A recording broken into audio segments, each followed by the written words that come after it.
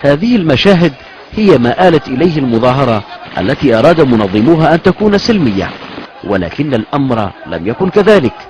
عشرات الضحايا وقعوا بين قتيل وجريح إثر تعرضهم لإطلاق النار من قبل حراس مقر الحزب الديمقراطي الكردستاني بعد تغير مسار المظاهرة إثر قيام مئات المحتجين الناقمين برشق مقر الحزب بالحجارة.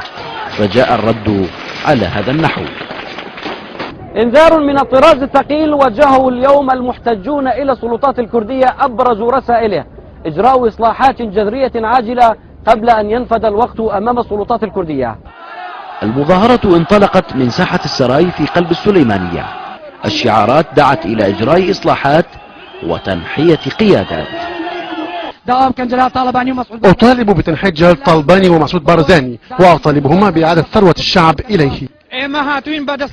جئنا لنقول لسلطات كردستان إن هذه البلاد مليئة بأمثال محمد البوعزيزي، فكفوا عن السرقة والفساد. هذه الحكومة يجب أن تعي هذه الرسالة، يجب أن تفهم هذه التغيرات الديمقراطية التي حصلت بالعالم، يجب أن تدرك هذه الحكومة أن عهد الاستبداد وعهد الفساد وعهد الاحتكار وعهد الإقصاء والتهميش قد انتهى وولى. مشهد التوتر استمر ما بعد حلول الظلام رغم محاولات قوات الأمن السيطرة على الوضع.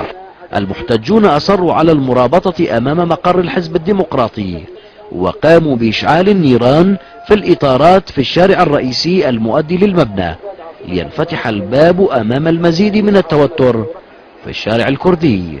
أيوب رضا، الجزيرة، السليمانية.